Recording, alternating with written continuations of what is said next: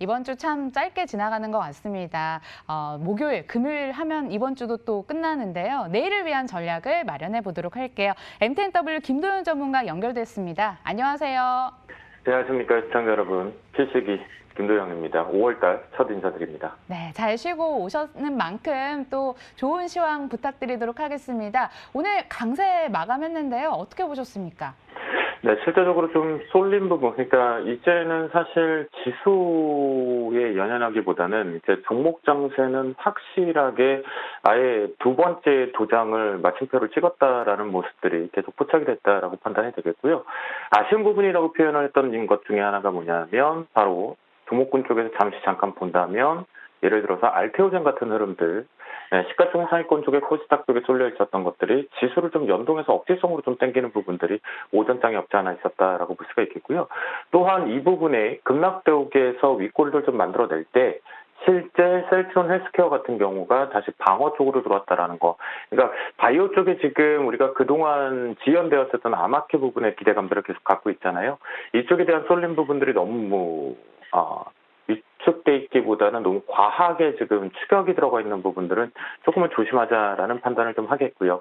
오후 들어와서 특히나 2시 넘어서부터는 각각 종목별로 전기전자 섹터뿐만이 아니라 테마성까지 동반해서 움직이고 수출주까지 움직이는 부분을 봐서는 여전히 종목 잠색 쪽에 좀 집중을 하자라고 말씀을 드리겠습니다. 사실 오늘 같은 경우는 수급적인 측면으로 우리가 단순하게 놓고 보면 숨어있는 수급 중에 하나가 바로 프로그램 쪽에서의 비차익, 외국인들 매도 부분들이 연속적으로 좀 나오면서 시장에서 물량을 일단 오늘 소화는 잘했죠. 하지만 이 부분 지난 월요일에 개파락 부분 이후에 추가적으로 매도가 진정되지 못하고 계속 출회되고 있다는 것은 분명히 관가해서는 안 되는 시점이다라고 말씀 좀 드리겠고요. 지난 우리가 4월 마지막 거래일 때 제가 말씀드렸던 부분 중에 하나가 시장을 좀 조심해서 나쁠 건 없다.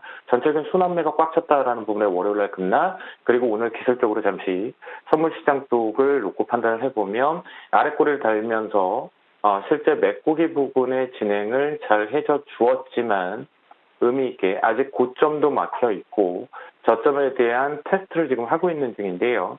수급을 놓고 판단을 해보면 오늘 전반적으로 아시아 시장 쪽, 특히나 중국 시장 잠시 뒤에 말씀 좀 드리겠지만 놓고 고려해보면 더 올려치면서 이 갭을 꽉 메울 수도 있음에도 불구하고 메우지 못했다라는 것은 분명하게 지수 쪽은 집중력을 좀 빼고 종목에 집중을 하고 있어서 지수에 대한 흔들림은 일단 무시하고 가자라고 표현을 좀 드려보도록 하겠습니다. 네, 일부 바이오 종목들이 억지일 정도로 시장을 땡겼다라고 바라보셨는데 튼튼한 상승은 아니네요. 그럼 언제든 기류가 변할 가능성도 있는 거네요.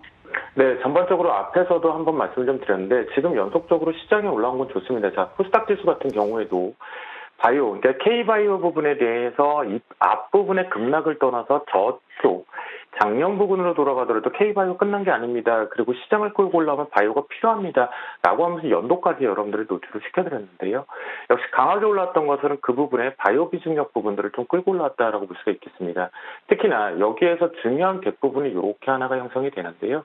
대략적으로 660포인트에서 코스닥 지수 기준에 667포인트 부분에 대해서 하나가 갭을 하나 메꾼 준비를 하고 있겠죠.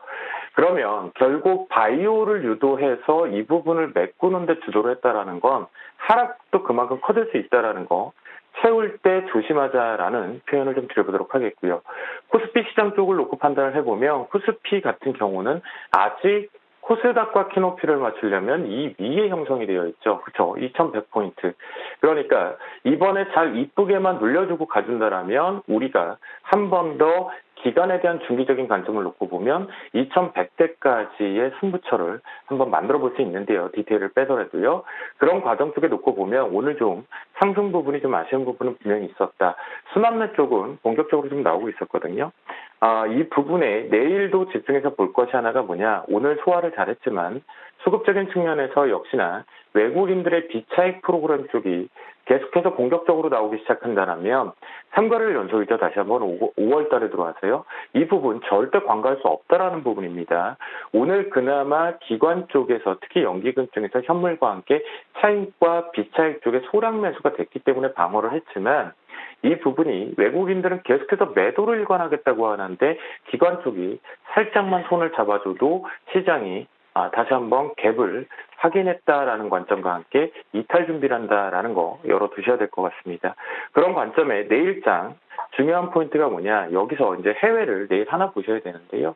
오늘 시장에서 저도 좀 신기하게 생각했던 것 중에 하나가 중국 상해 쪽 추이였거든요. 이것이 이제 이번 주의 특징 쪽에서 분명하게 추가적으로 이렇게 휴장을 한 이후에 올라오면서 미리 그냥 하락 부분은 반영하지 않고 먼저 반등을 하면서 올라와 주었는데요.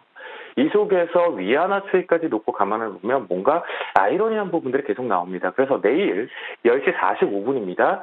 내일 10시 45분을 기준으로 했을 때 실제 차이신 4월에 대한 소비자 부분에 대한 구매관리 지수가 발표가 됩니다.